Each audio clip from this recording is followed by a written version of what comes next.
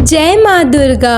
आज आप सुनेंगे दुर्गा सप्तशती पाठ का अध्याय 3, जिसमें देवी दुर्गा द्वारा चिछुर चामर सहित महिषासुर राक्षस का वध का वर्णन है। ऋषि कहते हैं, दैत्यों की सेना को इस प्रकार तहस नहस होते देख महिषासुर के सेनापति महादैत्य चिछुर क्रोध से भरकर अंबिका देवी से युद्ध करने के लिए आगे बढ़ा।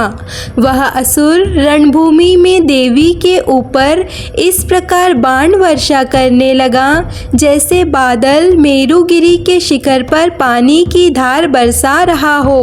तब देवी ने अपने बाणों से उसके बाण समूह को अनायास ही काटकर उसके घोड़े और सारथी को भी मार डाला। साथ ही उसके धनुष तथा अत्यंत ऊंची ध्वजा को भी तत्काल काट गिराया।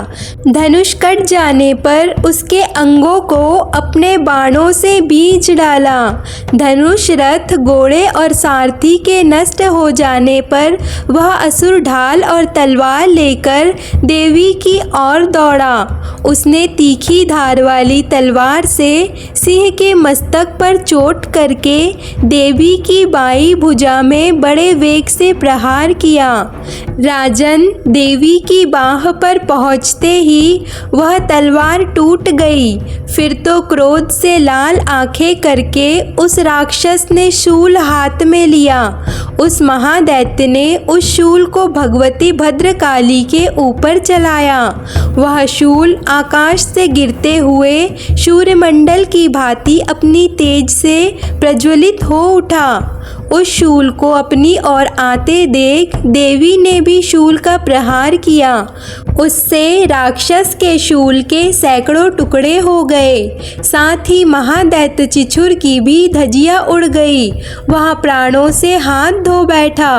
महिषासुर के सेनापति उस महापराक्रमी चिछुर के मारे जाने पर देवताओं को पीड़ा देने वाला चामर हाथी पर चढ़कर आया।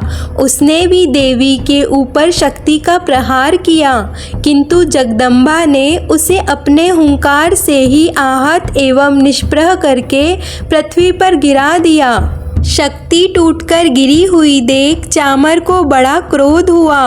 अब उसने शूल चलाया, किंतु देवी ने उसे भी अपने बाणों द्वारा काट डाला। इतने में ही देवी का सिंह उछलकर हाथी के मस्तक पर चढ़ बैठा और उस दैत्य के साथ खूब जोर से लड़कर बाहुयुद्ध करने लगा। वे दोनों लड़ते लड़ते हाथी से पृथ्वी पर आ गए और क्रोध से भरकर एक दूसरे पर बड़े भयंकर प्रहार करते हुए लड़ने लगे। उसके बाद सिंह बड़े वेग से आकाश की ओर उछला और उधर से गिरते समय उसके पंजों की मार से चामर का सिर धड़ से अलग कर दिया। इसी प्रकार उदग्र भी शीला और वृक्ष आदि की मार खाकर रणभूमि में देवी के हाथ से मारा गया। कराल की दांतों, मुक्कों और थप्पड़ों की चोट से धराशायी हो गई। क्रोध से भरी हुई देवी ने गदा की चोट से उदत का कचुम्बर निकाल डाला। विधिपाल से वाष्कल को तथा बाणों से ताम्र और अधक को मौत की घाट उतार दिया।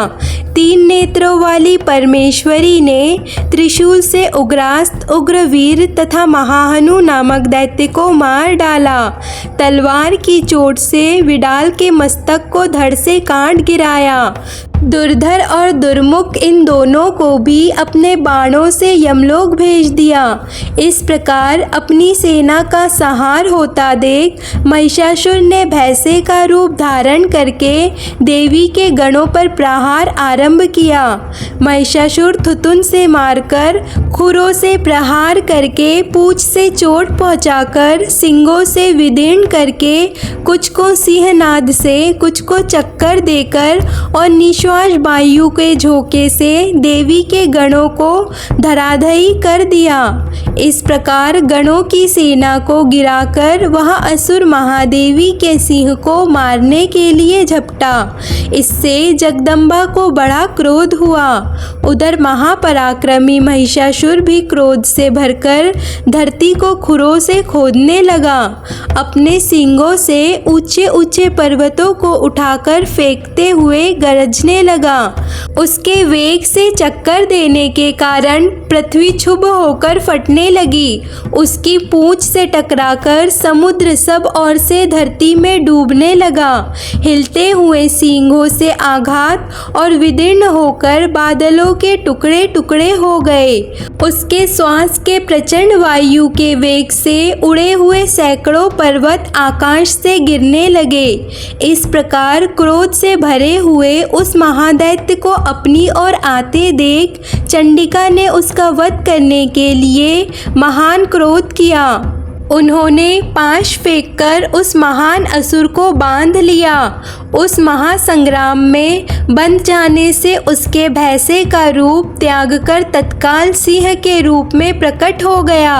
उस अवस्था में जगदम्बा ज्योति उसका मस्तक काटने के लिए उद्यत हुई, तो ही वह खड्गधारी पुरुष के रूप में दिखाई देने लगा। तब देवी ने तुरंत ही बाणों की वर्षा करके ढाल और तलवार के साथ उस पुरुष को ही बींध डाला। इतने में ही वह महान गजराज के रूप में परिणित हो गया। वह अपनी सूंड से देवी के विशाल सिंह को खींचने लगा और गरजने लगा। खींचते समय देवी ने तलवार से उसकी सूंड काट डाली। तब उस महादैत्य ने पुनः भैंसे का शरीर धारण कर लिया और पहले की भांति चराचर प्राणियों सहित तीनों लोगों को व्याकुल करने लगा। तब क्रोध से भरी हुई जगत माता चंडिका बारंबार उत्तम मधु का पान करके और लाल आंखें करके हंसने लगी। उधर वह बल और पराक्रम के मद से उमड़ा हुआ राक्षस गरजने लगा और अपने सिंहों से चंडी के ऊपर पर्वतों को फेंकने लगा। उस समय देवी अपने बाणों के समूहों से उसके फेंके हुए पर्वत को चूर्ण करती हुई बोली। बोलते समय उनका मुख मधु के मद से लाल हो रहा था और वाणी लड़खड़ा रही थी। देवी ने कहा, ओ मूर्ख, मैं जब तक मधु पीती हूँ तब तक तू क्षण भर के लिए खूब गर्जना कर ले। मेरे हाथ से यही तेरी मृत्यु हो जाने पर सब शीघ्र ही देवता भी गर्जना करेंगे। ऋषि कहते हैं, इतना कहकर देवी उछली और उस महादैत्य के ऊपर चढ़ गई। फिर अपने पैरों से उसे दबाकर उन्होंने शूल से उसके कंठ में आघात किया। उनके पैर से दबा होने पर महिषासुर अपने मुख से दूसरे रूप में बाहर होने लगा। अभी आधे शरीर से ही वह बाहर निकल पाया था कि देवी ने अपने प्रभाव से उसे रोक दिया। आधा निकला होने पर भी वह महादैत्य देवी से युद्ध करने लगा। तब देवी ने बहुत बड़ी तलवार से उसका मस्तक काट गिराया। महिषासुर के संहार के कारण देवता प्रसन्न हुए। फिर तो हाहाकार करती हुई दैत्यों की सारी सेना भाग गई तथा देवता अत्यंत प्रसन्न हो गए। देवताओं ने दिव्य महर्षियों के साथ दुर्गा देवी की स्तुति की। गंधर्वराज गाने लगे तथा अप्सराएं नृत्य करने लगी।